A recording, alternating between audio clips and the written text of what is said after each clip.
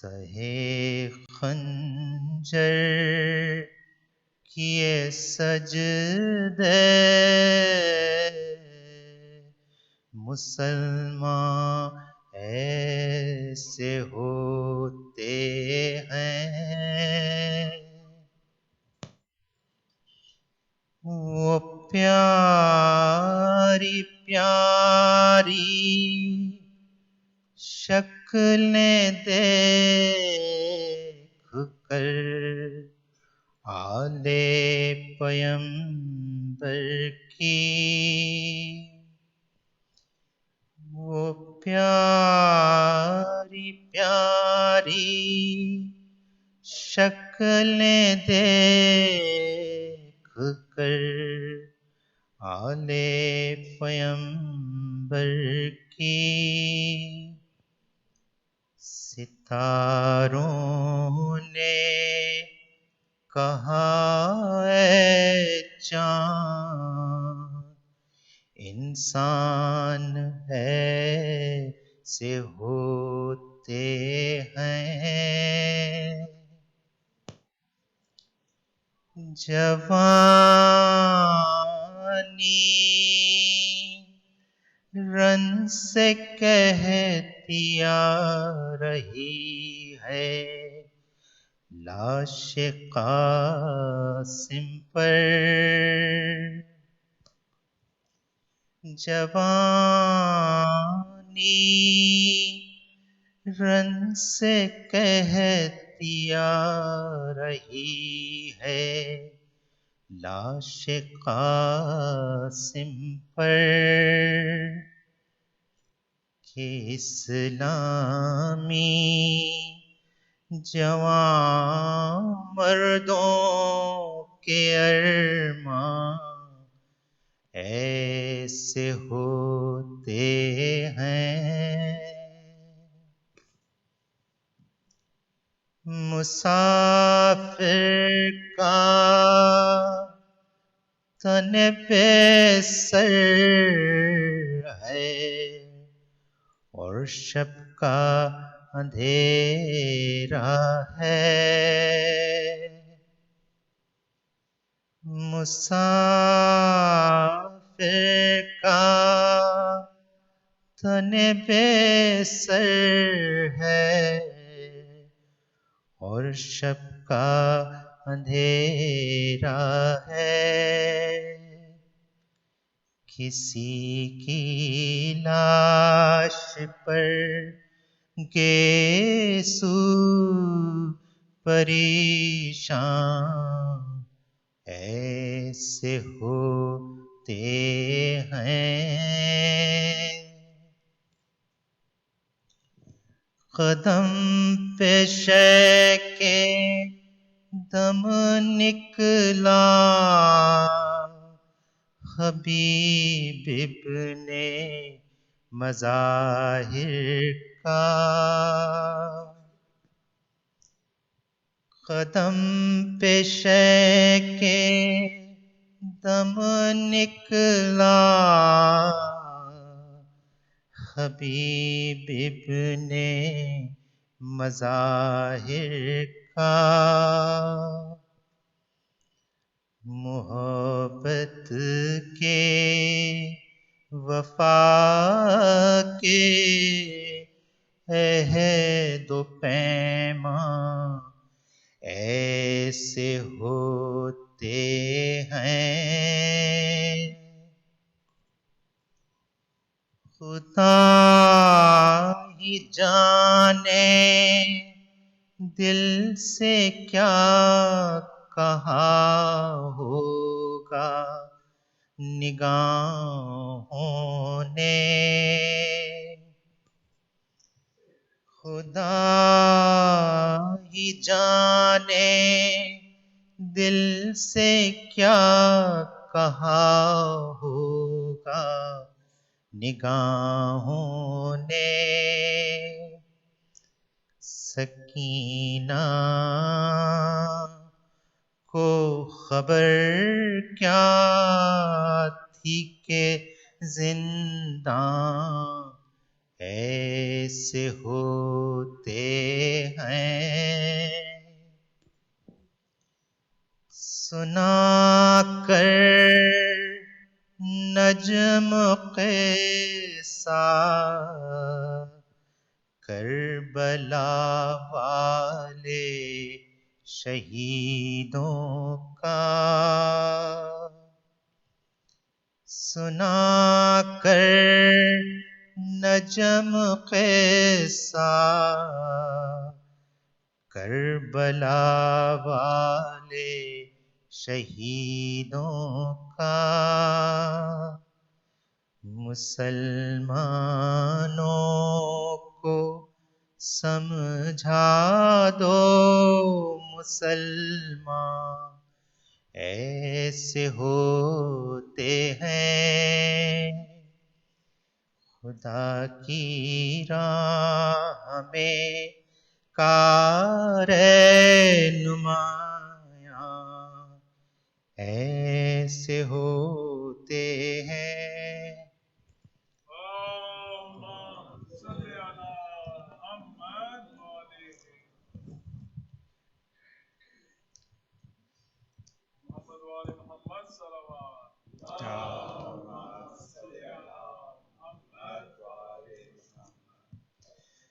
محمد کا گھرانہ کربلا والے بیاباں میں. محمد کا گھرانہ کربلا والے بیاباں میں. قیامت کی خزاں آئی ہے زہرا کے گلستان میں. قیامت کی خزاں آئی ہے زہرا کے گلستان میں. محمد کا گھرانہ کربلا والے بیاباں میں. کہاں ہو تم علی اکبر ذرا آواز تو دینا. کہاں ہو تم علی اکبر ذرا آواز تو دینا.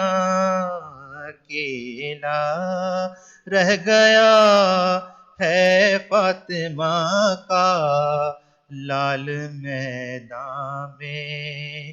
اکیلا رہ گیا ہے فاطمہ کا لال میدان میں. زمین کربلا اس کو ذرا آرام سے رکھنا. زمین کربلا اس کو ذرا آرام سے رکھنا. سلایا علی اصغر کو ہے شاہ نے تیرے داماں میں. سلایا علی اصغر کو ہے شاہ نے تیرے داماں میں. لوٹا یہ کربلا میں مسلمانوں نے کیا لوٹا. لوٹا یہ کربلا میں مسلمانوں نے کیا لوٹا. علی کی بیٹیوں کی چادریں آئی ہیں سامان میں. علی کی بیٹیوں کی چادریں آئی ہیں سامان میں.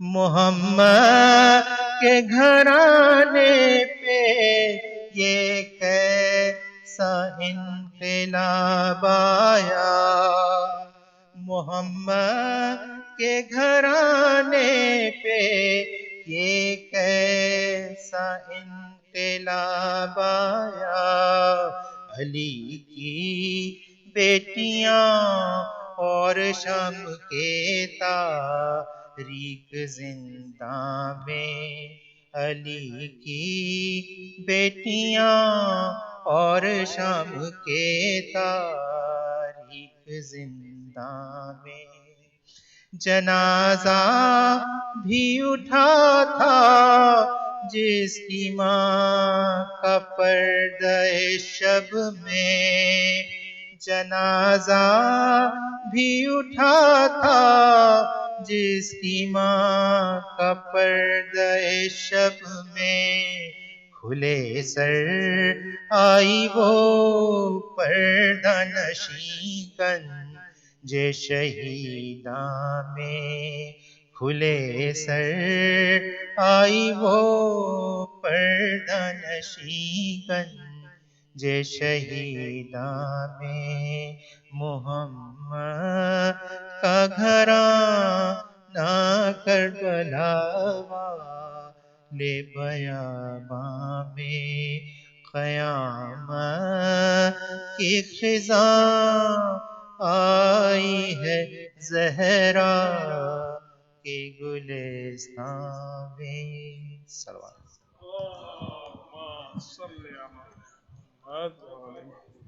Jazakallah, Brother Aslam. Please recite a loud salawat for him.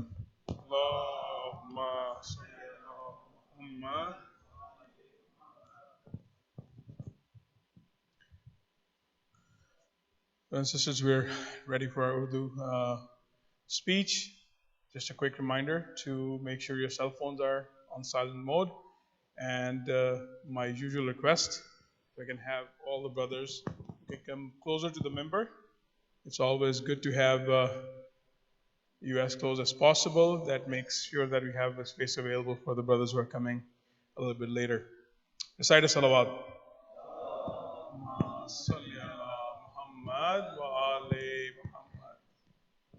I would now request Hujjatul Islam, Maulana Sayyid Shabib al-Hussaini, to please come to the member, recite another very loud salawat. Allahumma salli ala Muhammad.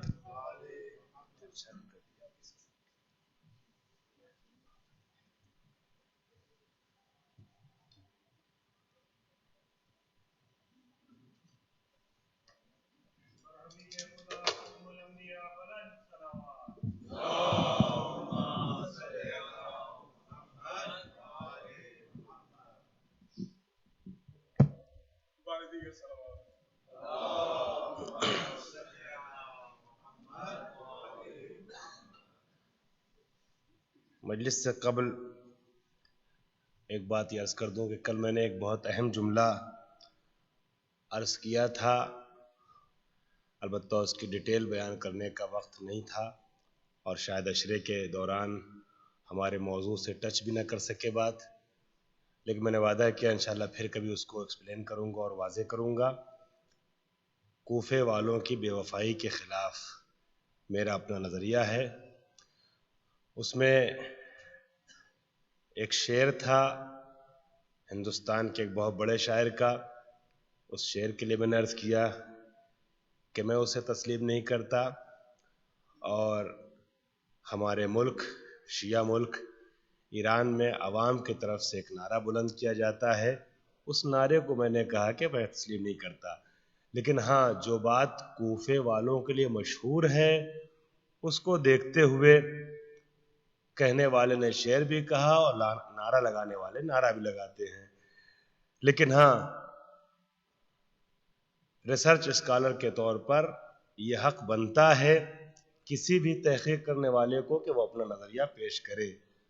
تو میں نے تاریخ کے student کی حیثیت سے، تاریخ کے طالب علم کی حیثیت سے یہ بات کل بھی کہی تھی اور آج بھی کہہ رہا ہوں کہ جو لوگ نعرہ لگاتے ہیں مشہور جو کوفے کے بارے میں ہے اس کو دیکھتے ہوئے صحیح ان کا اپنی جگہ نعرہ، مگر میری اپنی تحقیق کے اعتبار سے نہ میں اس نعرے کو قبول کرتا ہوں اور نہ اس شعر کو قبول کرتا ہوں.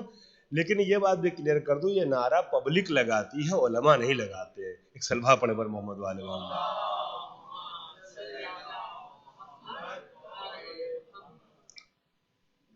لا حول ولا قوة الا باللہ العلی العظیم.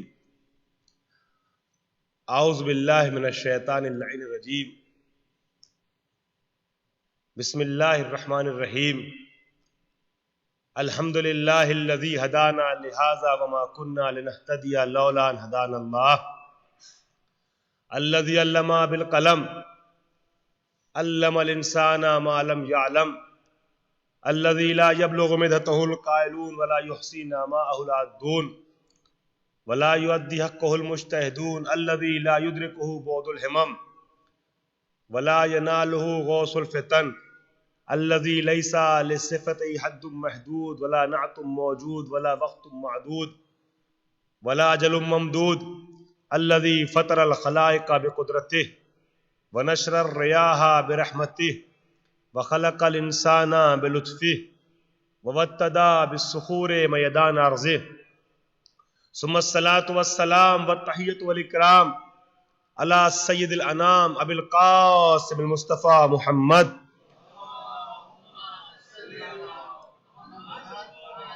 وآلہ الطیبین الطاہرین المعصومین المنتجبین المظلومین الغر المیامین، سیما ابن عمہ علی علیہ السلام الذي نسبه علما للإسلام ورفعه لكسر الأصنام، جازم أعناق النواسب اللئام وواضع علوم الأدب لحفظ الكلام، واللعنة الدائمة الباقية على أعدائهم أجمعين من الآن إلى قيام يوم الدين.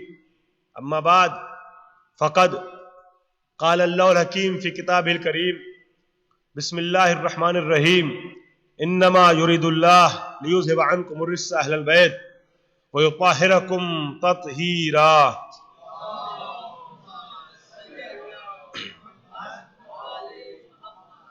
حضرات، آیہ تطہیر کے ذیل میں شرح حدیث کسا عنوان کے تحت گفتگو کا سلسلہ جاری ہے، جو آج اپنے چوتھے مرحلے میں وارد ہو رہا ہے. کل تک میں نے کچھ تمہیدی گفتگو کے بعد سلسلہ آگے بڑھایا اور امام حسن کے ورود تک اپنی بات کو پہنچایا. لیکن جلدی دو چار جملوں میں آج بحث کو پھر مرتبط کر دوں. بی بی کہتی ہیں، جو جناب جابر سے روایت نقل ہے، اس روایت میں یہ آیا کہ بی بی فرماتی ہیں کہ ایک روز بابا جان آئے ہمارے پاس اور انہوں نے فرمایا کہ بیٹی، سلام اور جواب سلام کے بعد فرمایا، بیٹی میں اپنے بدن میں ضعف محسوس کر رہا ہوں. میں نے بابا کو خدا کی پناہ میں دی اور اس کے بعد بابا نے فرمایا، بیٹی ذرا چادر یمانی مجھے اڑا دو. میں نے چادر یمانی اڑا دیا اور اب جب چادر یمانی اڑایا تو میرے بابا کا چہرہ ایسے چمکنے لگا جیسے 14ویں کا چاند. کانہ البدر فی لیلۃ تمامہ و کمالہ. اور مل کے سبا پڑھا ہوگا. عزیزان گرامی، حدیث کسا میں بی بی نے یہ فرمایا کہ بابا 14ویں کی چاند کے طریقے سے چمک رہے تھے. نبی نورانی بدن تھے. اگر بی بی کہیں تو کوئی حیرت کی بات نہیں ہے. اور بھی کچھ لوگوں نے یہ باتیں کہیں کہ جن کو نبی کا باطن نظر نہیں آتا ہے. ان میں سے بھی بعض لوگوں نے نبی کے نورانی بدن ہونے کا تذکرہ کیا. کبھی کبھی بی بی تو ہمیشہ جانتی ہیں کہ پیغمبر اکرم نورانی ہے، لیکن بعض اوقات دوسروں نے بھی یہ جملہ کہا کہ نبی نورانی بدن ہے. چنانچہ ایک روایت بڑی مشہور ہوئی کہ محترمہ نے فرمایا کہ نبی کے بدن سے ایسا نور ساطع ہوتا تھا کہ میں دن کی کھوئی ہوئی سوئی رات میں نور پیغمبر کی روشنی میں ڈھونڈ لیا کرتی تھی. اس کا مطلب یہ ہوا کہ نبی کے نورانی بدن ہونے کا اعتراف سب کو تھا. یہ الگ بات ہے کہ نصیب الگ الگ ہے. کوئی اس نور پیغمبر سے دن کی سوئی رات میں تلاش کرتا ہے، کوئی نور پیغمبر کے ذریعے سے اپنے قلوب کو منور بناتا ہے. مگر نورانی بدن ہونے کا اعتراف سب نے کیا، اور کافروں نے بھی ایک مرحلے پر عزیزان گرامی نبی اکرم کا جب سامنا کیا ہے نا، تو اسی نورانی بدن ہونے کی وجہ سے ظاہری طور پہ تھوڑی دیر کے لیے نبی کو مشکل کا سامنا کرنا پڑا. کیا تاریخ کا کوئی منظر آپ کے ذہن میں نہیں آیا؟ نبی اکرم شب کے سناٹے میں گھر سے باہر نکلنا چاہتے ہیں، گھر کے دروازے پہ آئے ہیں. نکلے کیسے؟ اس لیے کہ باہر ظلمتیں ہیں، شب کا اندھیرا بھی ہے، کفر و شرک کی ظلمتیں بھی ہیں، اور نبی نورانی بدن ہے. نبی باہر نکلیں گے تو سب سمجھ جائیں گے کہ کون جا رہا ہے. نبی نکل نہیں سکتے. لہذا روایات کے یہ الفاظ ہیں کہ شب ہجرت نبی اکرم نے حکم خدا کے بعد ایک مٹھی مٹی اٹھائی، خاک اٹھائی اور کفار قریش کی طرف پھینکا. سب کے سب تھوڑی دیر کے لیے نابینا ہو گئے اور نبی آگے بڑھ گئے. اب آگے کی داستانیں میرے موضوع سخن میں نہیں ہیں شامل کہ آگے کیا کیا ہوا، کیسے کیسے مراحل سامنے آئے عزیزان گرامی. لیکن یہ روایت ہے کہ نبی اکرم نے ایک مشت خاک اٹھائی تھی، ان کی طرف پھینکا، یہ سب کے سب اندھے ہو گئے، نبی آگے بڑھ گئے. عزیزان محترم، ایک جملہ عرض کرنا چاہتا ہوں، جب تک میں خاک یا مٹی کہتا رہوں گا آپ کو لطف نہیں آئے گا. لفظ کو بدل رہا ہوں.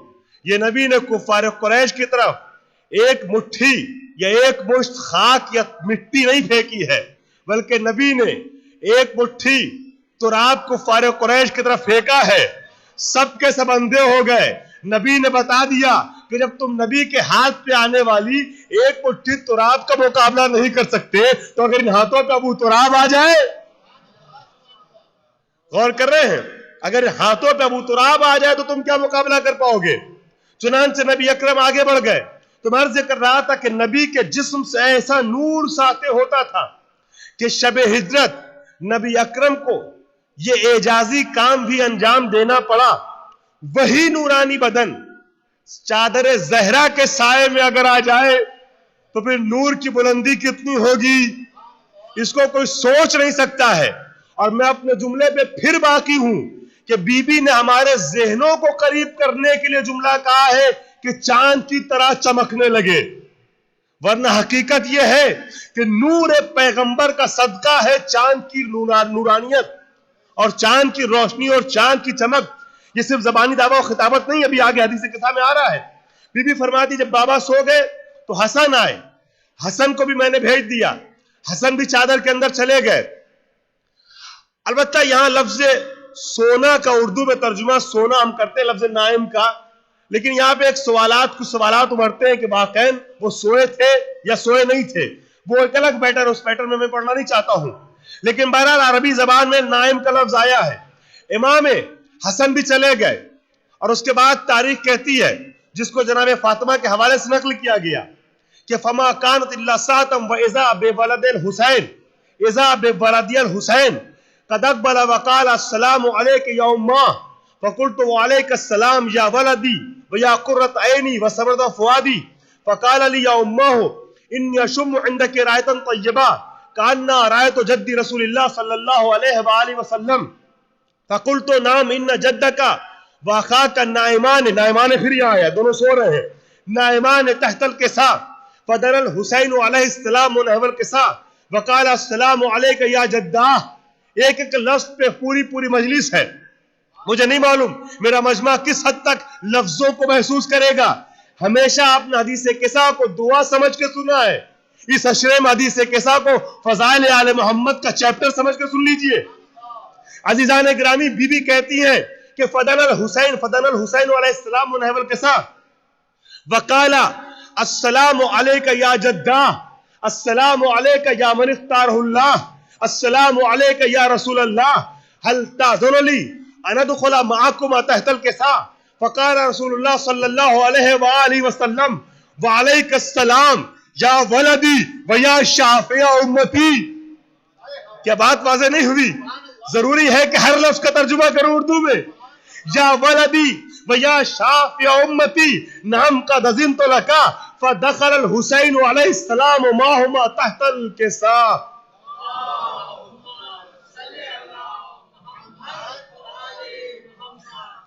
حسن بھی پہنچ گئے، پھر حسین بھی پہنچ گئے. کل کی مجلس میں نے عرض کیا تھا امام حسن کو بھی جنت سے مربوط، جنت سے ریلیٹڈ ایک لقب دیا صاحب حوضی. حسین کو بھی جنت و محشر سے ریلیٹڈ ایک لقب دیا، مرتبط ایک لقب دیا یا شافع امتی. انہیں کہا صاحب حوض کوثر، انہیں کہا شافع امت. اور میں نے عرض کیا تھا کہ جب تک محشر میں شفاعت ہو نہ جائے اس وقت تک حوض کوثر تک رسیدگی ممکن نہیں. در جنت سے ورود ہوگا حسین کی اجازت کے بعد، حوض کوثر پہ ورود ہوگا حسن کی اجازت کے بعد. ان دونوں کو جنت کا ذمہ دار یہاں پر الگ الگ طریقے سے نبی نے بتایا ہے. مگر کوئی ایک ایسا موقع بھی آپ کے ذہن میں آ رہا ہوگا کہ جب نبی نے ایک ساتھ دونوں کو جنت کا مالک بتایا تھا، کیا مسجد نبوی کا وہ جملہ، وہ سما، وہ منظر آپ کے ذہن میں نہیں آیا کہ جب اصحاب کا مجمع ہے، ہجوم اصحاب میں بوڑھے بڑے صحابہ موجود ہیں، مگر ان صحابہ کے درمیان نبی نے 6-7 سال کے بچوں کے لیے کہا، کم سے کم اپنی زندگی میں یہ جملہ کہا ہے. اور جب نبی دنیا سے اٹھے ہیں تو امام حسن 7 سال، امام حسن 8 سال کے، امام حسین 7 سال کے، اور اپنی زندگی میں بھری مسجد میں نبی یہ جملہ کہہ کے گئے اصحاب کے سامنے کہ الحسن والحسین سیدہ شباب اہل الجنہ. حسن اور حسین آپ وجد میں آنے لگے، سب کو مزہ آئے گا. میرا پورا مجمع اس طریقے سے گفتگو سنے گا جیسے حسنین کے فضائل سننے کا حق ہے. نبی نے فرمایا حسن اور حسین یہ دونوں جوانان جنت کے سردار ہیں. ایک ساتھ کہا کہ یہ دونوں جنت کے سردار ہیں. بزم میں 70 سالہ بوڑھے موجود ہیں، مگر کسی نے اعتراض نہیں کیا. یا نبی اللہ، یہ بچے اور ہمارے سردار، یہ بچے اور ہمارے سردار. عزیزان گرامی، اس کا مطلب یہ ہوا کہ نبی کی بز میں بیٹھنے والے صحابہ اتنا شعور رکھتے تھے کہ حسنین کی سرداری پہ انگلی اٹھانے سے ان کی سرداری پہ آنچ نہیں آئے گی، اپنی جنت چلی جائے گی. میں آج کے مفتیوں سے یہی کہنا چاہتا ہوں، مجلسوں پہ اور ذکر حسین پہ فتویٰ دینے سے نہ ذکر حسین کم ہوگا، نہ فضائل حسنین میں کمی آئے گی. تمہارا ایمان رخصت ہو جائے گا. صلوات.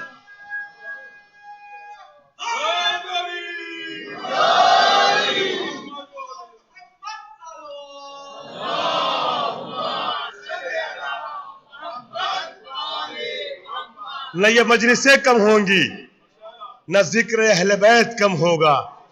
تمہارا ایمان رخصت ہو جائے گا. عزیزان گرامی، ایک جملہ ذہن میں آ گیا تو عرض کر دوں ممبر پہ. ایک جملہ آ گیا ذہن میں. عزیزوں، ماہرین علوم و اجتماعیات کا یہ کہنا ہے ہمارے مجمع میں ہمارے سامنے بہت بڑی تعداد سرزمین پاکستان سے بھی تعلق رکھنے والی ہے، اور آپ سے بہتر اس چیز کو کون محسوس کر سکتا ہے جس دور سے, جس مراحل سے آزاداری کو لے کر کے آپ گزر رہے ہیں اور گزرے ہیں.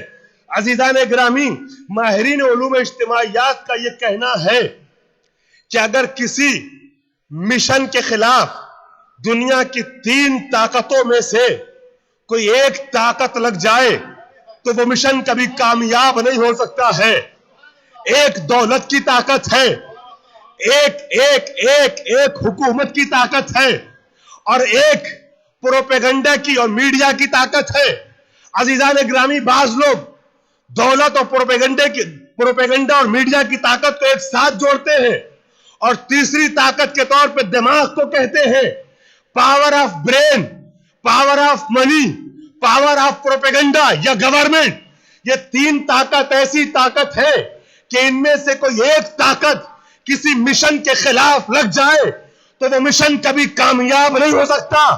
ہم ذکر حسین اور مجلس حسین کو اسی لیے معجزہ کہتے ہیں. دنیا کی تینوں طاقتوں نے ایک ساتھ حملہ کیا مگر نہ کل رکا تھا نہ آج رکا ہے, بلکہ جتنا حملہ ہوا اتنا ہی یہ ذکر بڑھتا چلا گیا.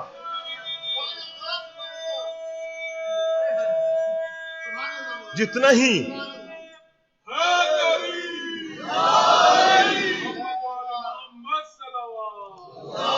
اور یہی بات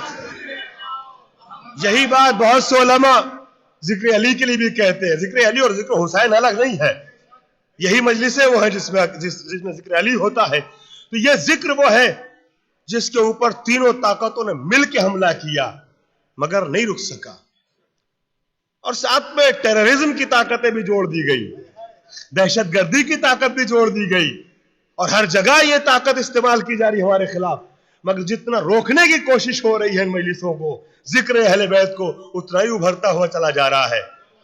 اور عزیزان گرامی, ذکر علی کو زمانے نے ہمیشہ روکنا چاہا, ہمیشہ بڑھتا چلا گیا. جتنا روکا گیا اتنا ہی بڑھتا چلا گیا. ایک جملہ کہنے کا دل چاہتا ہے, جب ظالم حکمرانوں کی اور فتووں کے بھی سہارے لیے گئے ذکر علی کے خلاف, مجلس حسین کے خلاف, ہر طرح کا سہارا لیا گیا. میں جملہ کہنے دل چاہتا ہے کہ جب ظالم حکمرانوں کی تلواروں کی جھنکاروں سے ذکر علی نہ رک سکا تو یہ آج کے بازاری فتوے اور کاغذی پرندے ذکر علی کیا روکیں گے؟ غور کر رہے ہیں آپ؟ وجد میں آ گئے تو دل چاہے ایک جملہ کہہ دوں. میں عرض یہ کر رہا تھا کہ حسنین بچے ہیں, کسی نے اعتراض نہیں کیا, جنت کی سرداری نبی سے مل گئی. بڑے بہتر انداز سے آپ نے گفتگو سماعت فرمائی ہے. جس منزل کے لیے میری تمہید تھی یہ, اب مجھے یقین ہے منزل بہترین طریقے سے استوار ہو جائے گی. جنت کی سرداری مل گئی. کچھ ایسے تھے بس میرے رسالت پہ جن کو شک تھا کہ جنت کے سردار کیسے ہو گئے. بعض لوگ غیب پہ ایمان نہیں رکھتے, ہر چیز یہی دیکھنا چاہتے ہیں, ہر چیز یہی دیکھنا چاہتے ہیں. ارے یہ کیسے جنت کے سردار ہو سکتے ہیں؟ حسن نے کہا اچھا سرداری کیسے ثابت ہوگی, ملکیت کیسے ثابت ہوگی؟ جنت کے مالک ہے نا, کیسے ملکیت ثابت ہوگی؟ تصرف کر دے, جنت کا سامان منگا کے یہی استعمال کر لے تب تو مانو گے. کیا میرا محترم مجمع نہیں پہنچا؟ عزیزان گرامی, میرے بعض بزرگوں نے حوصلہ افزائی کی, کیا جنت کا سامان منگا کے یہی استعمال کرے تب تو مانو گے؟ کہا ہاں. ایک پرکیف جملہ آپ کے حوالے کر رہا ہوں, دعائیں چاہوں گا. عزیزان گرامی, حسنین نے کہا نہیں مانتے سرداری, نہیں مانتے کہ مالک ہے جنت کے, اگر جنت کا سامان منگا کے یہی استعمال کرے تب تو مانو گے. کہاں مانیں گے تو کیا منگائے؟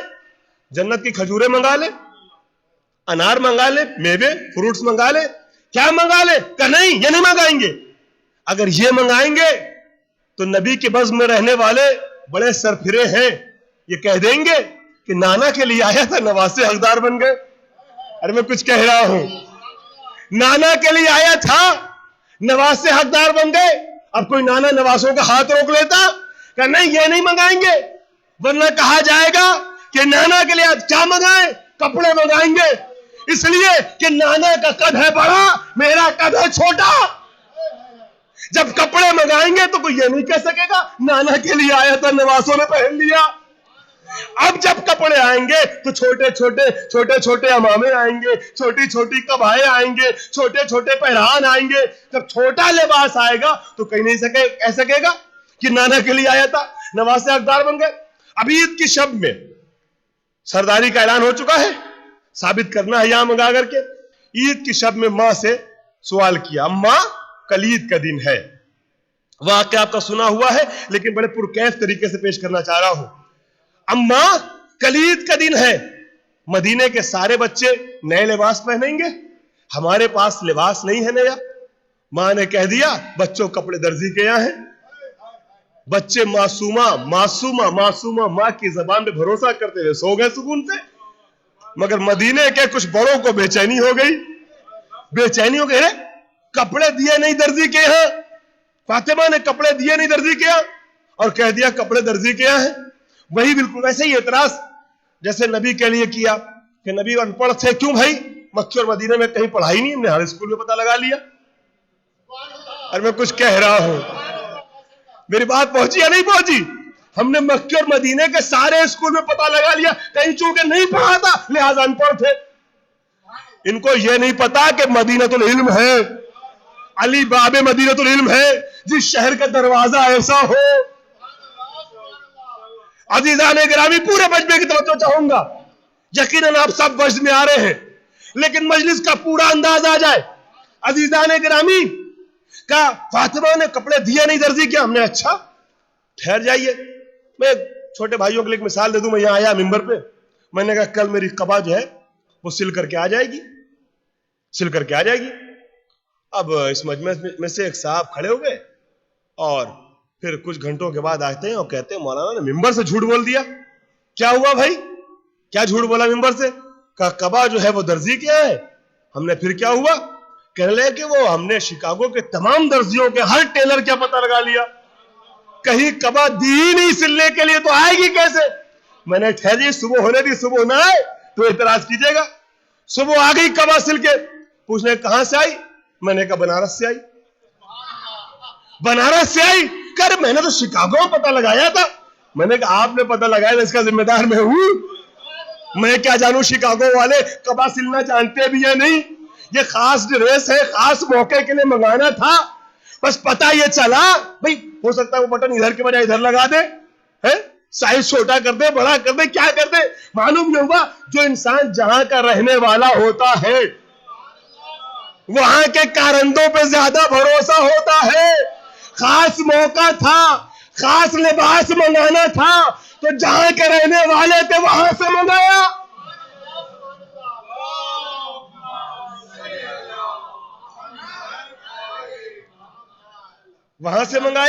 اچھا کپڑے آئے, کیسے آئے؟ فاطمہ نے کہا کپڑے درزی کیا ہیں. بچے سکون سے سو گئے, ان کو فکر ہو گئی. ہم نے کپڑے نہ آئے تب اعتراض کیجئے گا. صبح درزی آیا, کہا انا خیاط الحسنین, میں حسنین کا درزی ہوں. بعض آنکھیں نم ہو رہی ہیں, شاید عظمت فاطمہ زہرا کی بلندی کا احساس ہو گیا ان آنکھوں کو, ان ذہنوں کو. انا خیاط الحسنین, میں حسنین کا درزی ہوں. عزیزان گرامی یہ جو باتیں میں عرض کر رہا ہوں یہ وہ نہیں ہے جو ہمارے یہاں لکھی ہیں, یہ سب نے لکھی ہیں, سب نے مانی ہے. کوئی اس میں کنٹروورشل چیزیں نہیں ہیں, ذرا سی بھی کنٹروورسی نہیں, اختلاف نہیں اس کو لے کر کے. محکم روایات ہیں جو آپ کے حوالے کر رہا ہوں, یہ حدیثیں بھی, یہ واقعہ بھی. میں حسنین کا درزی ہوں. اب فرشتے سے الجھ بیٹھے, ارے تو کون ہے؟ کہا رضوان جنت. یا پھر درزی کیوں کہا؟ انا خیاط الحسنین, میں درزی ہوں. تجھے تو نبی داروغہ جنت بتا کے گئے اور تو اپنے کو یہ درزی کہتا ہے کہ خبردار. کا فرشتہ ہو کے جھوٹ بولتا ہے, کہ خبردار جو جھوٹ کا الزام آج مجھ پہ لگایا. آج وہاں سے آرڈر ہوا ہے, اگر اس دروازے پہ جا کر کے اپنا جنت کا عہدہ بتایا تو خیر نہیں ہے. جنت کا رضوان جنت جو وہاں کا عہدیدار ہے وہ در سیدہ میں خود کو درزی کہہ کے بتا رہا ہے کہ فرشتوں کی نظر میں جنت کا منصب اتنا رتبہ نہیں رکھتا جتنا در سیدہ کی غلامی, خدمت گزاری. وہ رتبہ نہیں ہے جنت کا, اتنا اہم نہیں ہے جتنا اس دروازے کی خدمت ہے, یہاں کا خادم ہونا. چنانچہ اس نے کہا کہ وہاں سے کہا گیا درزی کہنا، اس لیے میں نے درزی کہا.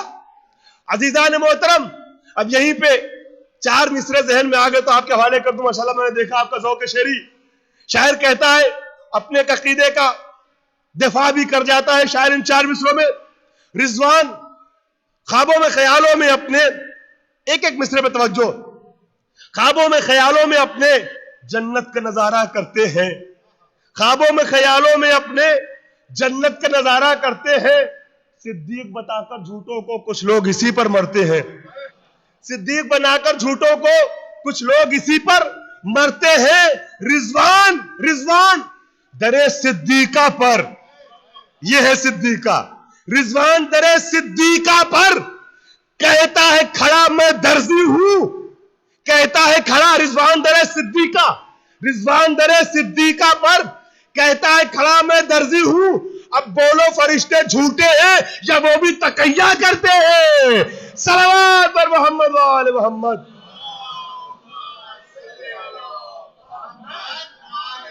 اب بولو فرشتے جھوٹے ہیں یا وہ بھی تقیہ کرتے ہیں؟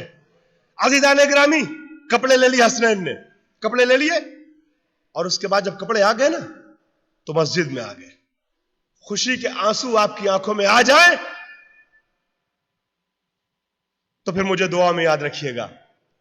عزیزان گرامی، کپڑے لے کر کے آئے مسجد میں نبی کے پاس.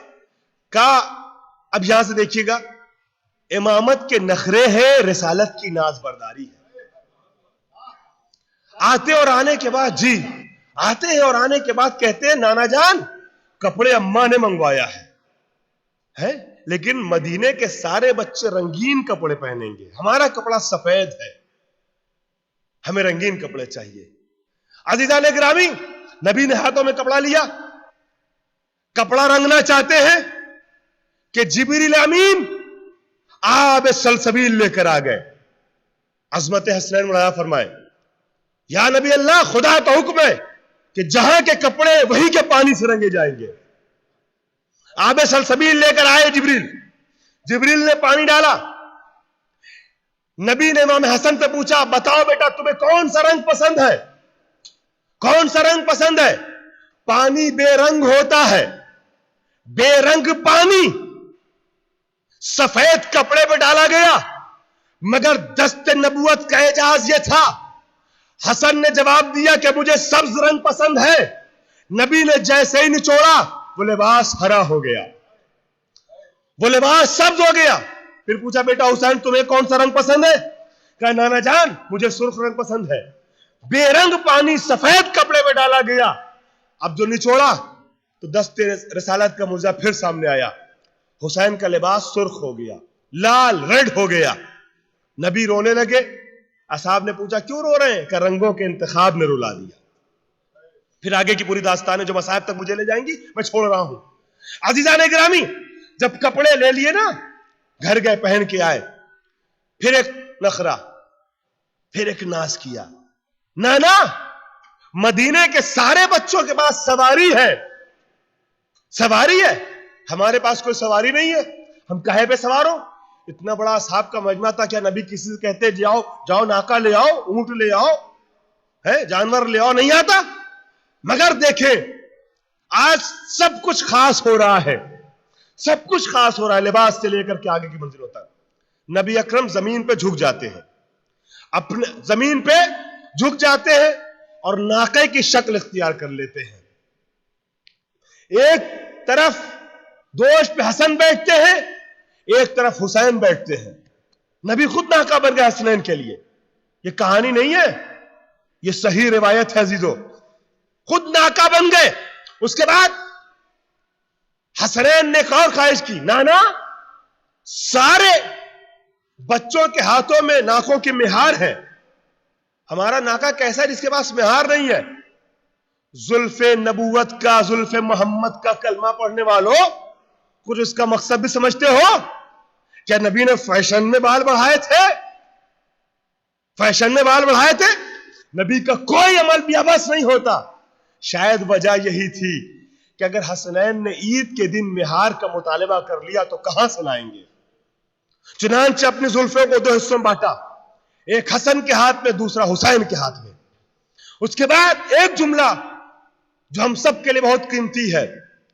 حسنین کہتے ہیں نانا مدینے کے سارے ناقے بولتے ہیں, ہمارا کیسا ناقہ جو بولتا نہیں ہے, جو بولتا نہیں ہے. نبی اکرم نے, اب بہت مشکل مرحلہ ہے نبی کے لیے, ایک طرف تو آبرو اور رسالت بچانا ہے, چونکہ لسان عصمت سے کوئی محمل اور بے معنی لفظ نکل نہیں سکتا. دوسری جانب جانور کی آواز نکالنی ہے تاکہ حسنین کی خواہش پوری ہو جائے. تو نبی نے ایک لفظ کا انتخاب کیا, مشکل کشا کے مولا نے, مشکل کشا کے مولا نے اپنی مشکل آسان کس طریقے سے کہ ایک لفظ کا انتخاب کیا جس کا معنی اردو میں ہے معاف کر دے. کیا؟ العفو, العفو, العفو. ایسا لفظ بولنا شروع کیا کہ جو ناقے کی آواز سے مشابہ ہے, جس کا معنی ہے معاف کر دے, تاکہ حسنین کی خواہش بھی پوری ہو جائے, آبرو و رسالت بھی رہ جائے, جانور کی آواز بھی نکل جائے. اب نبی نے جو کہا العفو, میں نے جملہ کہا کہ ہم سب کے لیے بہت اہم بات ہے, لہذا پوری کر دوں. العفو جو نبی نے کہا خدا معاف کر دے, تو نبی کی دعا ہے, اللہ قبول نہیں کرے گا. دعا نبی کی ہے نا, میں کچھ کہہ رہا ہوں عزیزوں, دعا نبی کی ہے تو کیا اللہ قبول نہیں کرے گا؟ دعا پوری ضرور ہوگی. دعا کی کہ معاف کر دے, تو اللہ کس کے گناہ کو معاف کرے گا؟ کس کے گناہ کو معاف کرے گا؟ نبی نے کوئی گناہ کیا نہیں اور معاف کرنا ہے. جبریل نبی نے 7 مرتبہ کہا تھا العفو, کہ جبریل امین آ گئے اور آ کے نبی سے کہتے ہیں بس یا نبی اللہ بس. آپ کے ہر مرتبہ العفو کہنے کے نتیجے میں اللہ نے جہنم کے ایک طبقے کو خاموش کر دیا. ایک طبقہ بچا ہے, اگر وہ بھی خاموش کر دیا تو ان کے دشمنوں کو کہاں لے جائے گا؟ ایک صلوات پڑھے بر محمد و آل محمد.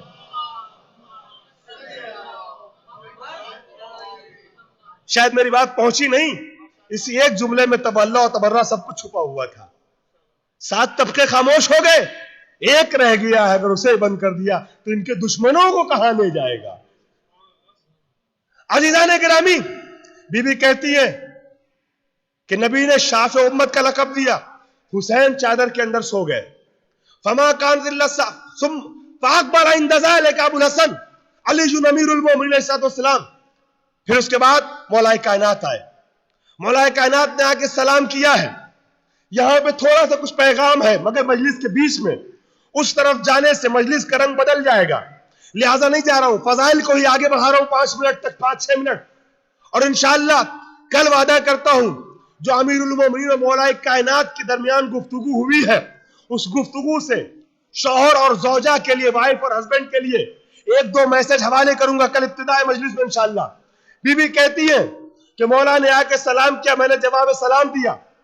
فاقبل عند ذلك ابو الحسن علی امیر المومنین علیہ السلام فقال السلام علیک یا بنت رسول اللہ فقلت وعلیک السلام یا ابا الحسن و یا امیر المومنین فقال لی یا فاطمة انی اشم عندك رائحة طیبہ کانها رائحة اخی وابن امی رسول اللہ صلی اللہ علیہ وآلہ وسلم فقلت نعم ها هو ما ولديك نائم تحت الكساء فاقبل علی علیہ السلام نحو الكساء وقال السلام علیک یا من اختاره اللہ السلام علیک یا رسول اللہ هل تعذر لی ان ادخل معکم تحت الكساء فقال رسول اللہ صلی اللہ علیہ وآلہ وسلم وعلیک السلام. توجہ, تھوڑی دیر پھر آخر کے 3-4 منٹ فضائل کی وادی میں آ جائیے. فقال رسول اللہ صلی اللہ علیہ وآلہ وسلم وعلیک السلام, میں آپ کا شکر گزار ہوں کہ آپ نے بیچ کے 3-4 منٹ سکوت سے مگر بڑے اطمینان سے سنے, بڑی توجہ سنے. 3-4 منٹ اور فضائل کے انداز میں وعلیک السلام یا اخی, ایک لفظ پہ پوری مجلس ہے, مجھے 10 دن میں سمیٹنا ہے, لہذا زیادہ رکوں گا نہیں. وعلیک السلام یا اخی و یا وسیجی و خلیفتی و صاحب لوائی نعم قد اذنت لک فدخل علی علیہ السلام وما هم تحت الكساء.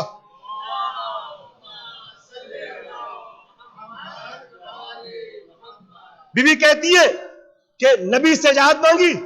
نبی نے پلٹ کے کہا تم پر بھی میرا سلام ہو, سلام ہو, اے میرے بھائی, اے میرے خلیفہ, اے میرے وسیع جانشین, اور اے میرے علمدار. توجہ چاہتا ہوں, اے میرے علمدار تم پہ بھی میرا سلام ہو. عزیزان محترم, ان تینوں چاروں لفظوں کی تھوڑی تھوڑی وضاحت کروں گا, مگر آج صرف ایک لفظ, وعلیک السلام یا اخی, تم پہ میرا سلام ہو میرے بھائی. کل میں نے عرض کیا تھا, زمانہ چاہتا تھا نبی کو بھائی کہے, قرآن روکتا ہے, نبی روکتے ہیں, مگر نبی خود علی کو بھائی کہتے ہیں, بھائی کہتے ہیں. وعلیک السلام یا اخی. اچھا, یہ نبی نے بار بار کہا ہے, بلکہ علی نے اس کا حق بھی ادا کیا ہے. یا اخی اور وسیع اور خلیفتی, غدیر میں پہلی بار نہیں کہا خلیفہ یا مولا یا ولی, غدیر میں آخری بار کہا ہے. پہلی بار ذوالعشیرہ میں کہا ہے, پہلی بار ذوالعشیرہ میں کہا ہے. عزیزان گرامی, تاریخ کا منظر آپ کے ذہن میں آ گیا کہ جب نبی نے فرمایا, آخر کے 2-3-4 منٹ پوری توجہ سے وجد میں آ کے جیسے علی کا ذکر سنا جاتا ہے. عزیزان گرامی, پہلی مرتبہ ذوالعشیرہ میں کہا, جب نبی نے فرمایا دعوت ہو گئی نا, 3 دن تک جاتے رہے, اور نبی بار بار کچھ کہنا چاہتے ہیں, وہ اٹھ جاتا کون؟ تبت یدا ابی لہب. یہ اٹھتا ہے, ان کو نہ سننا, ان کی بات نہ سننا, دیکھو یہ جادوگر ہے. پوری تاریخ میں نبی کو جو کچھ جس نے چاہا کہا, مگر ایک بار بھی جھوٹا نہیں کہا. میں نے بڑی عظیم بات کہہ دی, ایک بار بھی کسی بھی جھوٹے میں جرات نہ ہوئی کہ نبی کو جھوٹا کہے. کئی جادوگر ہے, دلیل کیا ہے؟ دیکھتے نہیں ہو تھوڑے سے کھانے میں سب کا پیٹ بھر دیا, سب کو کھلا دیا. خوشی اس کی نہیں ہے کہ پیٹ بھر گیا, غم اس کا ہے کہ تھوڑا کھایا. پورا اونٹ ہضم کر جانے والے اس پہ راضی نہیں کہ پیٹ بھر گیا, ناراض اس پہ ہے کہ تھوڑا کھایا. دیکھا نہیں کہ تھوڑے سے بڑا سامان, ایک پیالہ تھا نا, تھوڑے سے کھانے میں سب کو کھلا دیا. یہ جادوگر ہے. عزیزوں, جب 2 دن یہ داستان دہرائی جا چکی, تیسرے دن پھر جیسے یہ اٹھا نا, کچھ کہنا چاہتا ہے کہ پیچھے سے حضرت ابو طالب کا مضبوط پنجہ پکڑا اور زمین پر پٹکا کہ خبردار. اور اس کے بعد نبی کی طرف خطاب کیا, بڑی محبت سے فرمایا, قم یا سیدی و مولائی, اے میرے سید و سردار اٹھئے اور جو چاہیے وہ کہیے. اللہ اکبر. ایک انسان کے اندر, ماہرین علوم نفسیات کا کہنا ہے کہ ایک انسان کے اندر ایک وقت میں 2 متضاد صفتیں جمع نہیں ہو سکتی. انسان خوش ہوتا ہے تو دشمن سے بھی محبت سے بات کر جاتا ہے, غصے میں ہوتا ہے تو اپنے سے بھی برے لہجے بات کر جاتا ہے. مگر ابو طالب کے اس لہجے کو تو میں دوہرا بھی نہیں پا رہا ہوں. جو روایت نقل کیا, ابو لہب سے نہایت غیظ و غضب کے عالم نے ڈانٹ کے بٹھایا, خبردار. اور نبی سے لہجہ بالکل اپوزٹ, بالکل بدل کے قم یا سیدی و مولائی. میں تو عکاسی بھی نہیں کر سکتا ان دونوں لہجوں کی ایک لمحے میں. قم یا سیدی و مولائی, اے میرے سید و مولا, علی کے چاہنے والوں, ایک جملہ علی پسند تمہارے حوالے کر رہا ہوں, سب کی توجہ چاہوں گا. میں کہوں گا, اے جناب ابو طالب, ابھی تو سید البطھا آپ ہیں, دنیا مکے کے سردار آپ کو کہتی ہے. ابھی تو نبی نے اعلان رسالت کیا بھی نہیں, آپ کو دنیا سردار کہتی ہے, اور آپ نبی کو سردار کہہ رہے ہیں, مولا اور آقا کہہ رہے ہیں. پورا مجمع میرے ساتھ ہے یا نہیں؟ آپ چچا ہیں, آپ نے پالا ہے, آپ باپ ہیں. کوئی چچا اور باپ اپنے بیٹے کو آقا کہتا ہے, وہ بھی ایسی حالت میں جب پورا عرب آپ کو آقا کہے, اور آپ نے خود کو آپ کیا جانیے کہ نبیوں کا نبی ہے, یہ ولیوں کا ولی ہے, رسولوں کا رسول ہے, چاند کا پلٹانے والا, چاند کے ٹکڑے کرنے والا ہے, سورج کو پلٹانے والا ہے, دریاؤں کی روانی کو روکنے والا ہے, قاب و قوسین کو جوتیوں سے رون کے آنے والا ہے.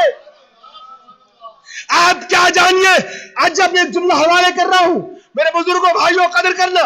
عجب نہیں, ابو طالب آواز دے, میں ابتدا اسلام میں ہی زمانے کو یہ بتانا چاہتا ہوں, دیکھو جو اعلان رسالت کے بعد نبوت کا اعتراف کرے نبی کی, وہ صاحب اسلام ہوتا ہے.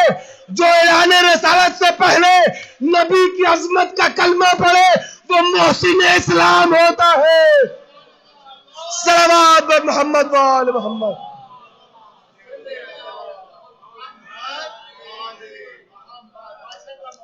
ایک بار جیسے میں پڑھ رہا ہوں ویسے آپ صلوات پڑھ دیں.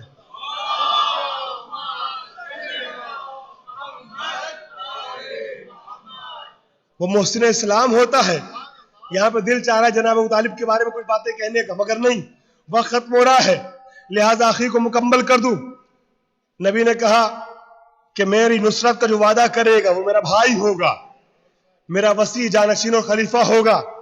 2 بار مولا اٹھے, نبی نے بیٹھا دیا تاکہ دوسروں کو موقع نہ رہے کہنے کا کہ علی پہلے اٹھ گئے, ہمیں موقع نہیں ملا.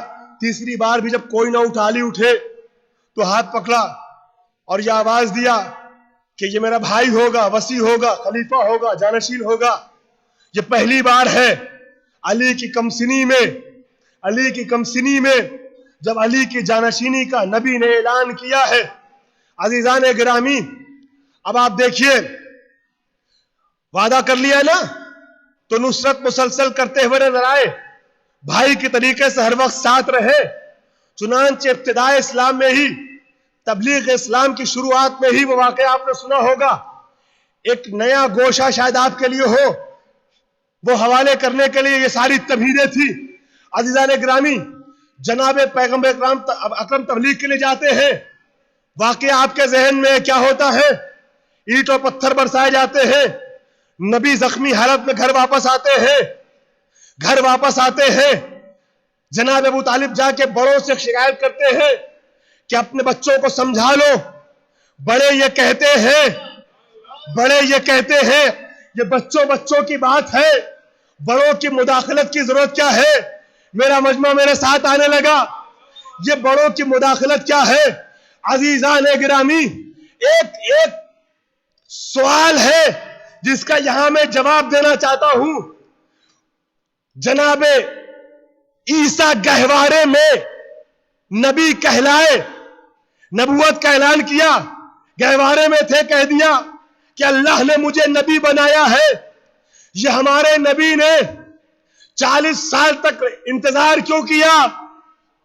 پوری توجہ عزیزان محترم, 40 سال تک انتظار کیوں کیا؟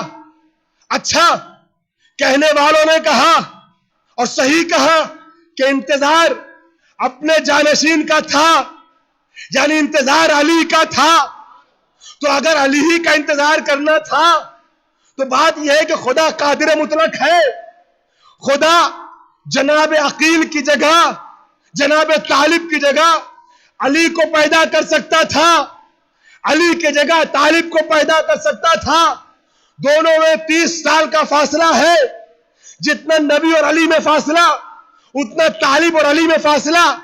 جناب طالب نبی کی ہم عمر, ان سے 10 سال چھوٹے.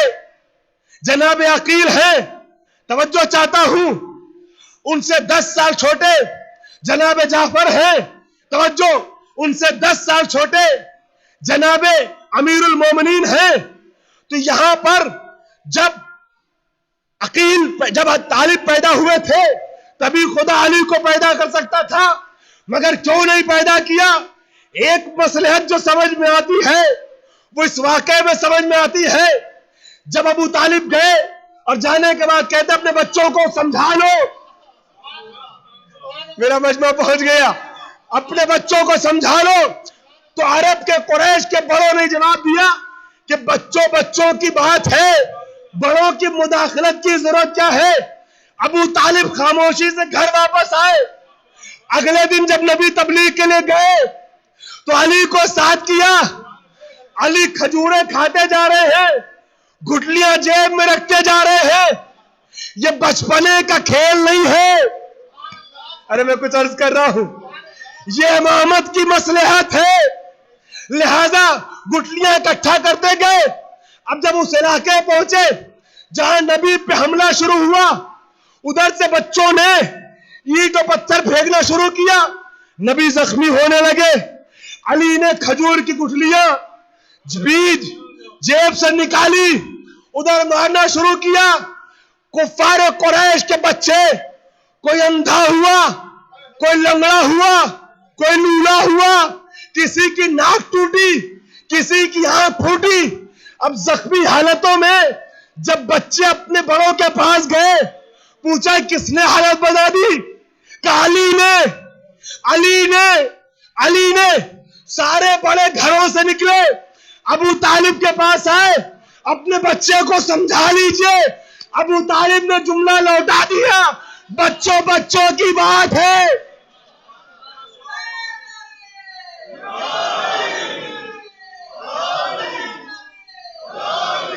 بچوں کی بات ہے, بڑوں کی مداخلت کی ضرورت کیوں ہے؟ یہاں پہ یہ راز سمجھ میں آیا کہ نبی کے رسالت کے اعلان کے وقت علی کو خدا نے چھوٹا کیوں رکھا. اگر نبی کے ہم عمر علی بھی ہوتے تو ابو طالب کو وہ جواب کیسے ملتا؟ عزیزان گرامی, اب لوگ کہتے ہیں کہ یہ کیسے ہو سکتا ہے چھوٹی سی گٹھلی سے ہاتھ ٹوٹ جائے, ناک ٹوٹ جائے ہے؟ یہ وہ کہے جس نے قرآن میں ابرہہ کا واقعہ نہ پڑھا ہو. کارخانے قدرت کے بنے ہوئے ہے, کارخانے قدرت سے بھیجے ہوئے پرندوں کی منکاروں میں مسور کی دال کے برابر چھوٹے چھوٹے پتھر آ جائیں تو ابرہہ کے لشکر کو ہاتھیوں سمیت بھوسا کر ڈالے, تعجب نہیں ہو؟ اور اگر ید اللہ میں آنے والی گٹھلی ہے ان کو زخمی کر دے تو حیرت ہوتی ہے. عزیزان گرامی, میں بات کو ختم کر دوں. یہاں پر نصرت کا وعدہ کیا علی نے, اور ہر جگہ نصرت کی. بہت سے مراحل تھے مگر وقت ختم ہو گیا, لہذا چھوڑ رہا ہوں. اور ہر مرحلے پہ نصرت کی ہے نبی کی. اور وہی خون جو علی کا تھا نا, وہ حسن اور حسین کی رگوں میں دوڑ رہا تھا. لہذا ایک سبا پڑے بر محمد وآل محمد.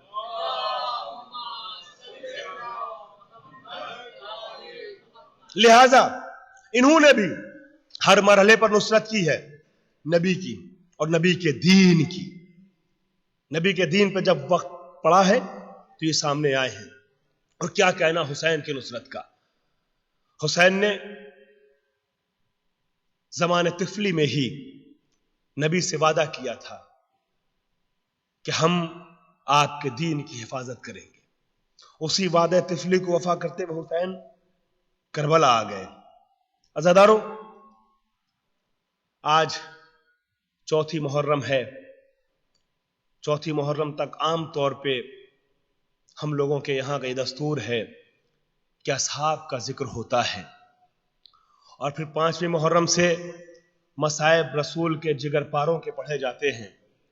کل سے انشاءاللہ اہل بیت اور اہل حرم کا تذکرہ ہوگا, لیکن آج مجھے اصحاب میں سے بعض کا ذکر کرنا ہے. عزیزان گرامی, حسین بہت مخلص لشکر کربلا کی طرف لے کے بڑھ رہے تھے. مجھ سے میں نے ایک حسین کے عظیم صحابی کا تذکرہ کرنے کا ارادہ کیا ہے, جس کی داستان, جس کا واقعہ عام طور پہ پیش نہیں ہوتا ہے, لیکن بہت اہم شخصیت ہے کربلا کے واقعے کی. اور جناب حبیب کے ذکر کے لیے بھی کہا گیا ہے. اگر وقت رہا تو شاید جناب حبیب کا کچھ تذکرہ کروں, ورنہ میزبانوں سے معذرت چاہوں گا. حسین قافلہ لے کے چل رہے ہیں, چھوٹا سا قافلہ ہے, بہت مقدس قافلہ ہے. عزیزان گرامی, کوفے کے راستے میں, عراق کے راستے میں ایک جگہ حسین نے قیام کیا. حسین ابن علی نے دیکھا کہ سامنے ایک اور خیمہ نصب ہے. حسین نے اس خیمے میں موجود شخصیت کو پہچان لیا کہ جو حسین کی نظر میں اپنا ہے لیکن خود اس کی نظر میں وہ ابھی حسین والا نہیں ہے. شاید آپ کا ذہن پہنچ گیا. عزیزان گرامی، چراغ خاموش کیے جا رہے ہیں. اندھیرا اس لیے ہو رہا ہے تاکہ اگر کسی کو گریہ آئے تو دل کھول کے گریہ کر لے. ہو سکے تو اور لائٹیں بجھوا دیں. ہم یہ چاہتے ہیں کہ ان ایام میں زیادہ سے زیادہ گریہ ہو جائے جس طریقے سے بھی ہو سکے. کیوں؟ اس لیے کہ یہی شبیں رونے کی شبیں ہیں. ان تاریخوں میں ہمارے اور آپ کے زندہ امام زمانہ امام حسین کی عزا کے لیے اہتمام کرتے ہیں. وہ امام کہ جو کربلا کے واقعے کو سوچ سوچ کے خون کے آنسو روتا ہے. میں جس شہید کا مصائب پڑھنا چاہ رہا تھا اس کے ذکر سے پہلے ایک جملہ پڑھ کر کے آپ کو آمادہ کرنا چاہتا ہوں تاکہ آپ سب گریے کے لیے خود کو آمادہ کر لیں.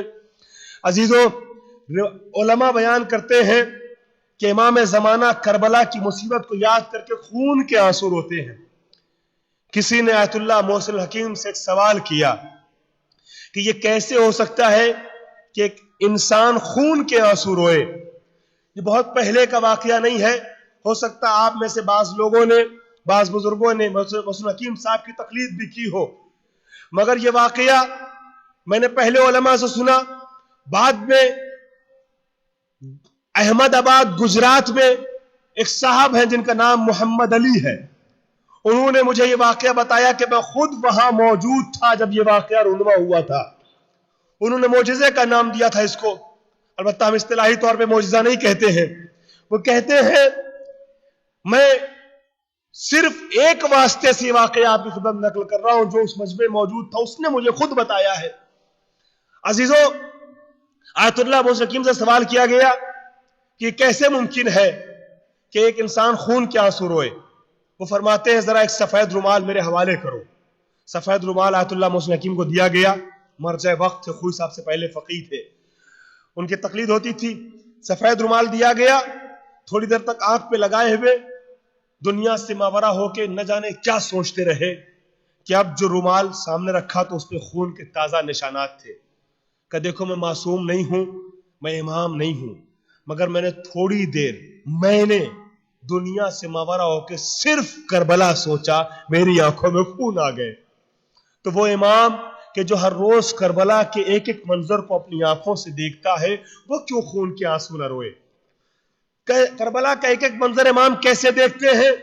اس کو آیت اللہ وحید خراسانی نے، حوضوں کی جان ہے خدا ان کو سلامت رکھے، آیت اللہ وحید خراسانی درس خارج میں نے اپنے کانوں سے ان کو کہتے ہوئے سنا ہے. وہ فرماتے ہیں ایک مرتبہ ایسے ہی درس خارج کے دوران امام زمانہ کا ذکر آ گیا. ذکر کرتے کرتے ایک بات بتاتے ہیں. وہ کہتے ہیں اس بات کو کہ دیکھیے زمانے کی کئی قسمیں ہیں. عربی میں الگ الگ نام ہے، زمان، ہین، ساعت، عصر، دہر، فلا فلا. ہم اردو میں سب کا ایک ہی ترجمہ کر دیتے ہیں زمانہ، مگر عربی میں ہر لفظ کا الگ مطلب ہوتا ہے. انہی الفاظ میں سے ایک لفظ دہر ہے. دہر اس زمانے کو کہتے ہیں کہ جس میں واقعات جو کائنات میں ہو رہے ہیں وہ سب محفوظ ہوتے چلے جاتے ہیں اور اللہ کے خاص بندے اسے اپنی سہولت کے اعتبار سے پلٹا کے دیکھ سکتے ہیں. اس کی آپ تشبیہ آپ اپنی بنائی ہوئی مخلوق یعنی سی ڈی اور ڈی وی ڈی وغیرہ سے کر سکتے ہیں. یہ نقلی چیزیں ہیں، اس کی اصل کو اللہ نے اپنے کارخانے قدرت میں پہلے سے بنا کر رکھا ہے. اللہ نے انتظام کیا ہوا ہے. یعنی کائنات میں جو کچھ ہو رہا ہے وہ سب ایک زمانے میں محفوظ ہے، ایک دہر میں محفوظ ہے، وہ مٹا نہیں ہے. اسے ہر آدمی نہیں دیکھ سکتا مگر جو خاصان خدا ہے وہ دیکھ سکتے ہیں. عزیزان گرامی، وہ فرماتے امام زمانہ ان خاصان خدا میں سے ہے جن کو اللہ کی یہ اجازت ہے کہ وہ دہر پہ نظر ڈال سکتے ہیں. اور امام زمانہ کا طریقہ یہ ہے کہ ہر روز جب صبح ہوتی ہے تو سب سے پہلے امام دہر کو پلٹاتے ہیں، اپنی نگاہوں سے گزارتے ہیں اور کربلا کے ایک ایک منظر کو اپنی آنکھوں سے امام دیکھتے ہیں. یعنی امام ہر روز یہ دیکھتے ہیں کہ علی اکبر کے سینے پہ برچھی کیسے لگی. امام ہر روز اپنی آنکھوں سے دیکھتے ہیں کہ اصغر کے گلے پہ تیر کیسے چلا. امام ہر روز یہ دیکھتے ہیں کہ حسین کی لاش پہ گھوڑے کیسے دوڑائے گئے. اور امام اس جگہ پہ ہے کہ جہاں پشت کی جانب امام حسین کا وہ کرتا ہے جو عصر عاشور امام کربلا پہن کے گئے تھے, امام حسین پہن کے گئے تھے.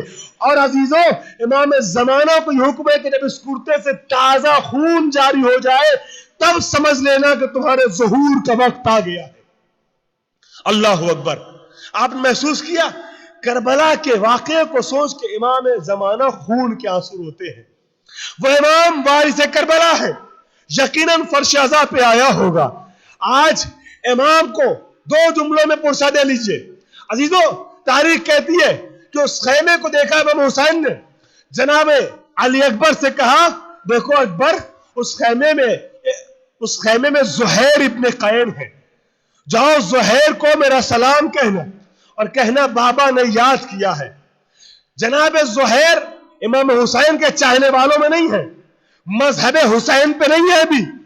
عزیزوں, تاریخ کہتی ہے جناب علی اکبر جاتے اور جناب زہیر ابن قین سے کہتے ہیں چچا زہیر آپ کو بابا نے یاد کیا ہے, یہ خانوادہ عصمت کا بیٹا ہے. بس ایک لفظ جو علی اکبر نے کہا اسی سے زہیر کے وجود میں انقلاب برپا ہو گیا کہ حسین کا بیٹا مجھے چچا کہہ رہا ہے, فاطمہ زہرا کا فرزند مجھے چچا کہہ کے بلا رہا ہے. بس یہی سے وجود میں تبدیلی آنے لگی. جناب زہیر ابن قین آتے ہیں امام حسین کے پاس, سر کو جھکا کھڑے ہو جاتے ہیں.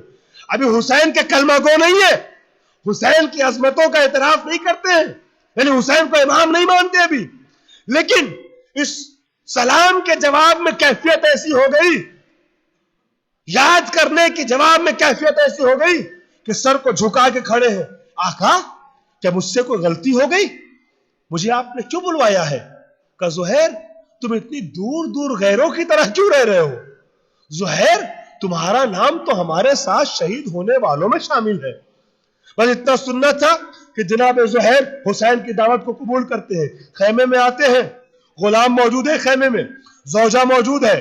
زوجہ سے کہتے ہیں اس غلام کے ساتھ تو شہر کوفہ میں واپس چلی جا, گھر واپس چلی جا. کیا ہو گیا؟ کہ مجھے حسین نے یاد کیا ہے, میں حسین کے ساتھ جا رہا ہوں کربلا. زہیر کہتی ہے کہ جب تک باطل پہ تے ساتھ رکھا, جب حق مل گیا تو چھوڑ کے جا رہے ہو, میں بھی ساتھ چلوں گی. کیا تو کیوں جائے گی ساتھ؟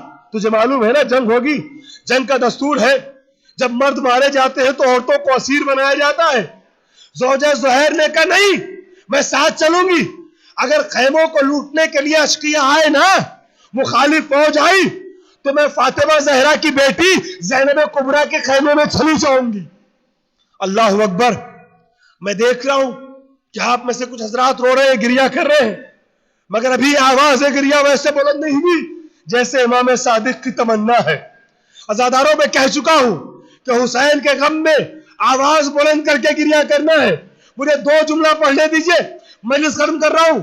اگر آپ کی آواز بلند ہو گئی, محال مجلس ادا ہو گیا, مجلس ختم کر دوں گا. عزیزوں, تاریخ کہتی ہے کہ زہیر کربلا میں آئے, ظہر روز عاشور کا وقت آیا, جنگ جاری ہے. اسی اسنا میں وہ تازہ مسلمان جو ابھی مذہب حسینی پر آیا ہے, تاریخ کہتی ہے ایک مرتبہ جناب زہیر امام حسین سے کہتے ہیں آقا نماز کا وقت ہو گیا, آقا نماز کا وقت ہو گیا. حسین دعا دیتے ہیں جعلک اللہ من المصلین, اے زہیر تمہیں اللہ نماز گزاروں میں شمار کرے, تمہیں نماز گزاروں میں شمار کرے. عزیزوں, اب حسین نے نماز پڑھانی شروع کی. جناب زہیر نے سعید کا ہاتھ تھاما کہ سعید مولا نماز پڑھ رہے ہیں, دیکھو مولا کی حفاظت ہمیں کرنی ہے. اور اب حسین کے پیچھے اصحاب نماز پڑھ رہے ہیں جو باقی بچے ہیں. حسین کے آگے سعید و زہیر سینہ سپر بن کے کھڑے ہو گئے. حسین نماز پڑھ رہے ہیں, ادھر سے تیر چل رہا ہے. جیسے جیسے تیر چل رہا ہے نا, سعید کے ساتھ زہیر بڑھ بڑھ کے اپنے سینے پہ لے رہے ہیں. ادھر حسین نے سلام پڑھا, السلام علیکم ورحمت اللہ. ادھر زہیر زمین پہ گرے, آواز دی السلام علیکم یا ابا عبداللہ. اجرکم اللہ, آپ کی آوازیں گریہ بلند ہو گئی. میں ایک جملہ عزیزو, خدا آپ کی آوازیں گریہ پر رحمت نازل کرے. میں ایک جملہ, تاریخ کہتی ہے زہیر کا آخری لمحہ ہے, حبیب ابن مظاہر سامنے آئے, حبیب کے مسائب پڑھ نہ سکا. بس ایک جملہ تاریخ کہتی ہے حبیب سامنے آئے, حبیب نے زہیر کو جیسے ہی اپنے زانوں پہ زہیر کا سر رکھنا چاہا, زہیر کو خواہش ہے, زہیر کو آرزو ہے. سنو گے, حبیب حسین کے بچپن کے دوست ہیں. حبیب وہ ہے جو حسین کے پیچھے چلتے تھے, حسین کے قدموں کی خاک اٹھا کر آنکھوں سے لگاتے تھے. اس بچپن کے دوست سے تازہ مسلمان زہیر نے معرفت کی کس بلندی میں پہنچے ہیں کہ ایک جملہ کہا. جیسی زہیر سے حبیب نے پوچھا کوئی خواہش ہے, کوئی وصیت ہے, کوئی آرزو ہے تو بتاؤ. زہیر نے اپنی زوجہ کے بارے میں کچھ نہیں کہا, اپنے بارے میں کچھ نہیں کہا. ایک جملہ حبیب سے کہا علی کا, حسین کی طرف اشارہ کیا اور کہا علی کا بہذا الغریب, اے حبیب اس غریب کا خیال رکھنا. اجرکم اللہ. مجلس ختم کر دیا عزادارو. زہیر جاتے جاتے حبیب سے کہہ کے جا رہے ہیں دیکھو حسین کا خیال رکھنا. عزادارو, حسین بعد میں مارے گئے, حسین شہید ہو گئے. جب سارے شہداء شہید ہو چکے نا, مجلس ختم ہو چکی ہے. عزادارو, مجلس ختم. ایک جملہ تاریخ کہتی ہے جب سارے شہداء مارے جا چکے, شہید ہو چکے, تو زہیر کی زوجہ نے اپنے غلام کو قریب بلایا اور آواز دیا اے زہیر غلام ذرا میرا ایک کام کر دے, اگر تو نے یہ کام کر دیا نا تو تجھے آزاد کر دوں گی. کہا شہزادی بولیے. کہا یہ میری چادر ہے, یہ لے کے مقتل میں چلی جا, مقتل میں چلا جا. تجھے معلوم ہے نا حسین نبی کا بیٹا ہے, حسین کا لباس تو کسی نے نہیں اتارا ہوگا, مگر میرے والی و وارث کا جاننے والا کون ہے؟ بے گورو کفن مقتل میں میرے وارث کا لاشا پڑا ہوگا, میرے وارث کے لاشے پہ یہ چادر ڈال دینا. زہیر کا غلام چادر لے کے مقتل میں گیا. عزادارو بہت گریہ کرو گے. مقتل میں گیا مگر دوڑا ہوا چادر لیے ہوئے واپس خیمے میں آ گیا. بی بی میں اپنے آقا کے بدن پہ یہ چادر نہیں ڈال سکتا. ایک مرتبہ زوجہ نے ناراض ہو کے کہا زہیر کی ارے تو نے کیسی بے وفائی کی, کیوں چادر اپنے آقا کے بدن پہ نہ ڈالی؟ کہا بی بی آپ چاہے ناراض ہو یا آزاد کرے یا مجھے آزاد نہ کرے مگر میں یہ کام نہیں کر سکتا تھا. پوچھا کیا وجہ ہے؟ کہا بی بی آپ نے ایک چادر دی تھی, وہاں 72 لاشیں تھی, سب بے گورو کفن تھی. ارے مجھے بڑی شرم آئی کہ زہیر کا آقا حسین بے گورو کفن پڑا ہے اور میں زہیر کے جنازے پہ یہ چادر ڈال دوں. سيعلم الذين ظلموا ينقلبون